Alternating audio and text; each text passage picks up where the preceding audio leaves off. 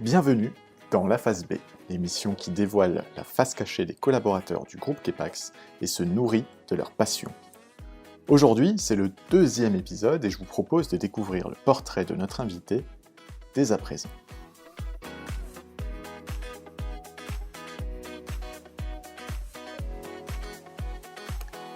Originaire d'Avignon, elle passe les années 2005 à 2011 à l'ISAT Nevers, où elle obtient un diplôme d'ingénieur généraliste avec une spécialisation dans l'automobile, les transports et le génie mécanique. Une activité sportive étant obligatoire dans le cursus, elle demande alors d'avoir la possibilité de pratiquer le rugby, ayant vibré au rythme des victoires du 15 de France lors du tournoi des 6 nations notamment. Or, il existait une section rugby masculine, mais pas encore de section féminine. Elle s'est donc chargée de réunir des joueuses dans les différentes universités de la ville pour obtenir un créneau. En plus de la création de ce cours universitaire, elle participe ensuite à la création de la première équipe de rugby féminine à Nevers au sein du club de Luçonne Nevers, club évoluant aujourd'hui en Pro D2. Elle était à ce moment-là en stage de fin d'études dans la Nièvre et y est restée 4 ans pour travailler, à Manicourt exactement, en tant qu'ingénieur calcul. En septembre 2015, elle quitte Nevers pour venir chez Go Concept à Lyon. Elle est aujourd'hui ingénieure consultante chef de projet et surtout inscrite au Loup Rugby avant même d'avoir trouvé son appartement sur place. J'ai le plaisir d'accueillir Roxane Sina. Bonjour Roxane, comment vas-tu ? Est-ce que ce portrait te semble fidèle ? Eh bien, ça va très très bien et oui, effectivement, l'introduction est très claire et très précise. Alors, je racontais que tu as participé à la création d'un cours, mais surtout à la création d'une section féminine de rugby au sein du club de Luçonne Nevers. Est-ce que tu peux nous raconter comment ça s'est passé ? Eh bien, en fait, c'est comme tu l'as expliqué, c'est-à-dire qu'on devait faire donc une activité sportive. Donc à l'époque, j'étais à l'ISAT, en école d'ingénieur, et dans le cursus, il fallait faire une activité sportive. Ça a duré pendant 2-3 ans, j'ai essayé un peu, j'ai fait un peu de boxe, j'ai fait ce qui était déjà proposé, et puis au bout de la 3e année, je suis allée voir donc notre professeur et je lui ai dit, écoute, il y a une équipe de rugby pour les hommes et moi aussi j'ai envie de faire du rugby, donc comment on fait ? Et donc il me dit, écoute, tu cherches, tu regroupes des filles, et puis à partir du moment où tu as 5-6 filles, moi, je créerai un cours donc universitaire, donc il faut retrouver des filles universitaires. D'accord. Et moi, je te trouverai un créneau, je te trouverai un professeur. Juste charge à toi de trouver des filles. Et du coup, je suis allée faire le tour de toutes les universités de Nevers, sachant qu'il n'y en a pas non plus des masses, mais les différentes écoles et la fac de droit aussi, donc à Nevers.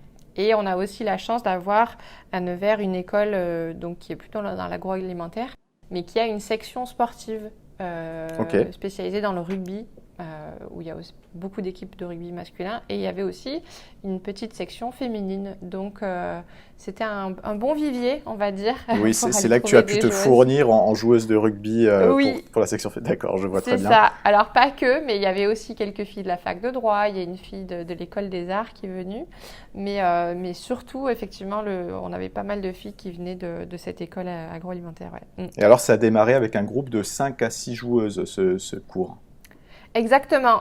Donc, on ne peut pas dire qu'on a vraiment appris le rugby. On n'était que 5-6. Mais en tout cas, on a appris à manier le ballon. On a appris à plaquer, ce qui est quand même la base, on va dire.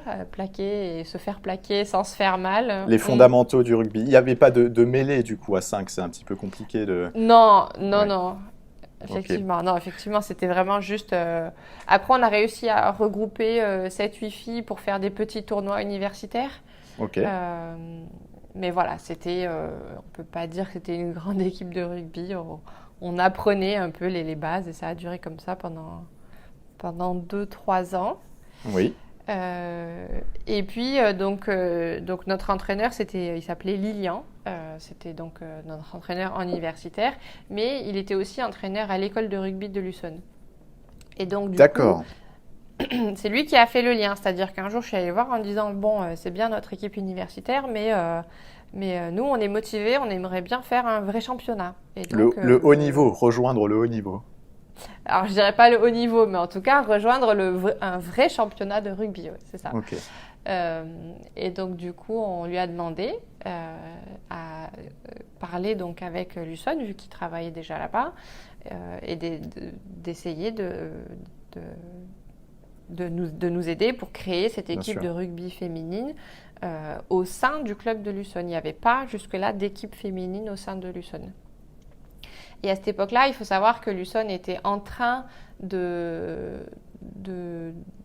progresser, c'est-à-dire qu'ils venaient de monter en Fédéral 1 et ils avaient pour objectif de petit à petit monter en Pro D2, éventuellement en Top 14.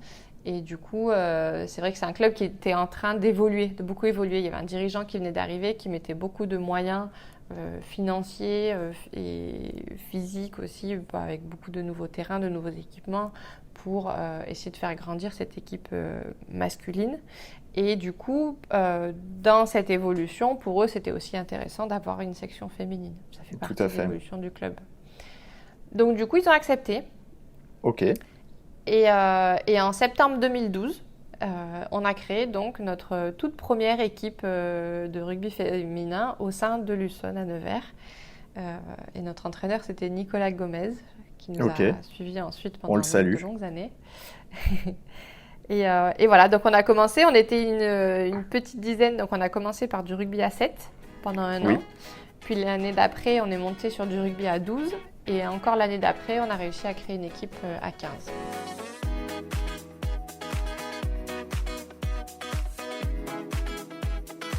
Est-ce que tu peux expliquer pour les personnes qui peut-être sont néophytes du rugby, quel est ton poste, quel est ton rôle sur le terrain finalement? Alors du coup, moi, maintenant, donc, je joue sur du rugby à 15 et je suis ailière. Et donc, D'accord. Donc, pour expliquer à quelqu'un qui ne connaît pas, le rôle de l'ailière, c'est vraiment la fille qui est en bout de ligne, on va dire, qui va attendre en quelque sorte d'avoir le ballon pour pouvoir courir vite jusqu'à l'essai. D'accord. Alors, dans les faits, c'est pas si simple que ça. Oui. Mais oui, grosso modo, le rôle de l'ailière, c'est vraiment des qualités de vitesse. Et de pouvoir récupérer la balle et d'aller le plus vite possible jusqu'à l'essai.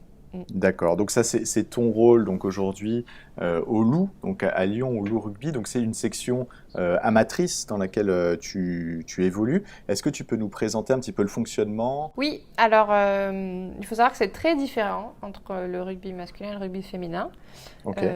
Déjà, il n'y a pas de championnat professionnel dans le rugby féminin. Il n'y a pas de club professionnel. Il y a certaines filles internationales dans certains clubs qui ont des salaires, donc qui ont des contrats pro, mais ça reste quelques filles dans certains clubs. Il n'y a pas comme au rugby masculin, par exemple, le top 14 est entièrement professionnel et tous les clubs sont professionnels et tous les joueurs sont professionnels.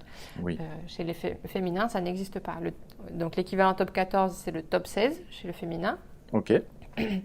Et donc dans ce championnat-là, il y a pas mal de disparités quand même, parce qu'il y a des clubs comme au Loup, on a une équipe 1 qui évolue en top 16, où vraiment il n'y a aucune fille internationale, il n'y a aucune fille qui reçoit un salaire.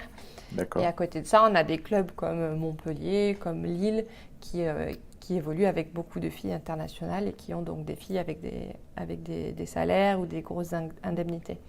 Oui, donc si on grossit un peu le trait, du coup, les joueuses qui ont un salaire pour la pratique du rugby, c'est généralement les joueuses qui jouent en équipe internationale, donc en équipe de France ou en sélection pour leur pays. Qui ont un salaire qui permettent de vivre que de ça, oui. Ce ne sont que les internationales. Ouais. D'accord. Et donc, au Loup, deux équipes féminines, une équipe 1 et une équipe 2. Comment ça évolue, comment ça fonctionne? Il y a un seul championnat. Exactement, donc on a... Alors là, pareil, c'est très différent entre le masculin et le féminin. C'est-à-dire que chez les masculins, tout ce qui est hors pro, on enlève la catégorie pro, tout ce qui est fédéral, par exemple, il y a toujours deux équipes aussi, mais c'est une équipe, on va dire une équipe 1 et une équipe réserve. Et les deux équipes D'accord. font vraiment le même championnat. C'est-à-dire que, bon, je dis des noms de villes au hasard, mais si Givors rencontre Bron, ça va être l'équipe 1 de Givors qui rencontre l'équipe 1 de Bron et l'équipe réserve de Givors qui rencontre l'équipe réserve de Bron. Et ils font tous les mêmes matchs, les mêmes déplacements, ils rencontrent les mêmes équipes tout le long de l'année. D'accord. Ça, c'est chez le fédéral masculin.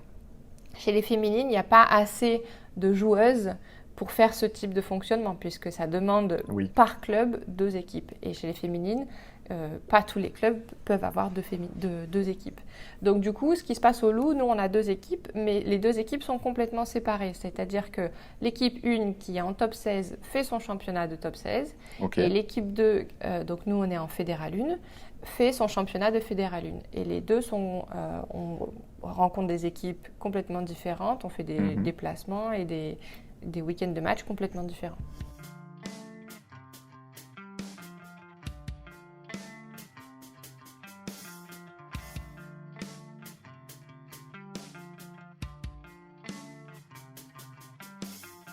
Nous parlions tout à l'heure des salaires, du fait qu'il y a peu de joueuses professionnelles finalement qui peuvent en vivre aujourd'hui. Est-ce que toi, néanmoins, tu as ressenti une amélioration peut-être dans la perception des personnes vis-à-vis du rugby féminin et même du sport féminin en général? Oui, ça s'améliore. Après, on part de très loin. C'est-à-dire qu'on est encore très en retard. Mais on va dans le bon sens. Mais on va dans le bon sens, ça c'est sûr. Okay. On voit quand même, par exemple, les Coupes du Monde féminines, de rugby féminin, par exemple, qui ont été retransmises à la télé. Alors, avant, c'était sur France 4. Et là, même, les dernières Coupes, on a même pu avoir des matchs sur TF1, France 2. Donc, donc ça commence à, en tout cas d'un point de vue média, ça commence à être de plus en plus visible. Et puis je pense que c'est de plus en plus apprécié aussi. Enfin, je sais que par exemple pour le foot, j'entends de plus en plus de monde qui disent que presque ils préfèrent le foot féminin parce que c'est plus propre. C'est plus... D'accord. Enfin, voilà, c'est ce que disent. Enfin voilà, c'est un jeu différent quand même. Ça reste les mêmes règles, sûr. Que ce soit le foot, le rugby, ça reste les mêmes règles. On joue tous. Des fois, on me pose la question mais est-ce que vous plaquez vous aussi? Est-ce que vous faites des mêlées? Oui, on fait tout pareil. On a exactement toutes les mêmes règles. Mais c'est pas le même type de jeu, tout simplement parce que au rugby, par exemple, le physique a une très grosse importance, surtout chez les hommes. Et on voit bien que le physique des femmes n'est quand même pas le même. Et du coup, le jeu est un peu différent. Ça va peut-être un peu plus jouer sur la vitesse et sur la technique, et ça va moins jouer dans l'impact que chez les hommes. Oui, tout à fait. Après, sur ce que tu disais tout à l'heure concernant le fait que ce soit apprécié, les diffusions sont de plus en plus appréciées, c'est vrai que si on reprend l'exemple du foot féminin qui a effectivement évolué ces dernières années, il y a eu notamment la Coupe du Monde qui est passée par Lyon récemment, et il me semble que Canal diffuse la Ligue 1 Arkema, qui est le championnat de France, la première division féminine du championnat de France, et on peut donc imaginer que si des chaînes privées comme Canal+ se positionnent et diffusent ce contenu, investissent dans le sport féminin, c'est qu'il y a un public finalement, c'est qu'il y a des personnes que ça intéresse. Oui, c'est sûr que effectivement le foot féminin, on prend vraiment de plus en plus d'essor. Et c'est bien, et on le voit. Enfin, par exemple, rien qu'à Lyon, l'OL est quand même une alors, on a perdu cette année, c'est la première fois. Très bonne équipe. On est deuxième, c'est la catastrophe à Lyon. Oh là là. Mais bon, quand même, ils ont été combien d'années d'affilée champions d'Europe. Enfin, je veux dire, c'est quand même une très, très, très bonne équipe. Et qui prend de plus en plus... Enfin voilà, le sport globalement, le sport féminin prend de plus en plus de place médiatiquement et dans la tête des gens, ouais.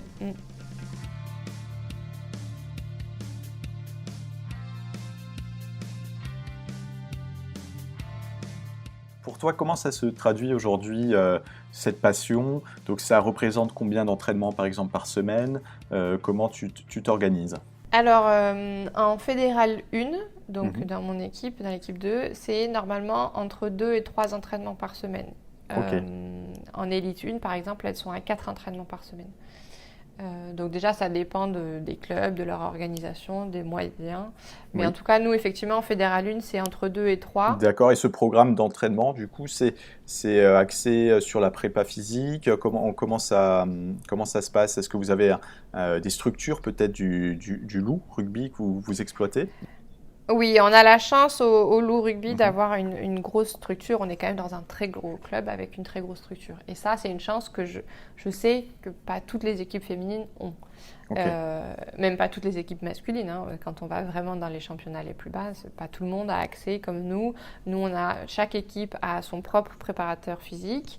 Ok. Chaque équipe a accès à la salle de musculation avec des créneaux de musculation, etc. Donc on a quand même une très grosse structure qui nous permet d'avoir des entraînements de qualité, c'est-à-dire que chaque entraînement est divisé en 2 parties. On va dire qu'on a un tiers à peu près de préparation physique, par exemple. Ça va être le mardi, on va commencer par la musculation et après on va aller faire un entraînement de terrain. Oui. Et par exemple, le jeudi, on va faire, au lieu de faire musculation, on va plus faire de la prépa physique type VMA, course, explosivité, etc. Et Mhm. après, on va aussi faire un entraînement terrain. Nos entraînements sont toujours divisés en 2, une partie prépa physique et une partie terrain.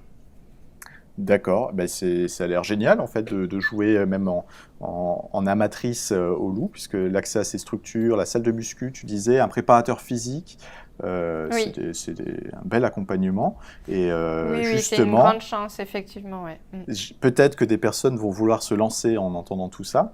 Est-ce que tu aurais un conseil? Comment ça se passe si une joueuse veut venir au loup à faire un essai peut-être à l'entraînement? Ah, mon seul conseil, c'est lancez-vous. Ok, Non, c'est ouvert à toutes.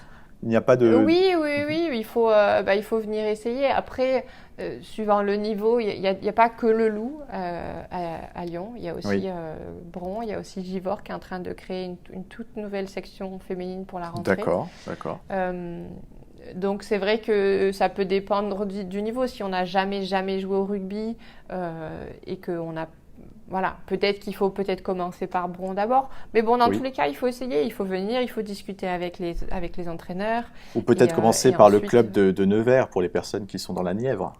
voilà, ils peuvent commencer par Nevers. Non, mais il y a beaucoup de clubs féminins, de plus en plus de clubs féminins un peu Ok, partout. Il faut chercher, il faut se renseigner.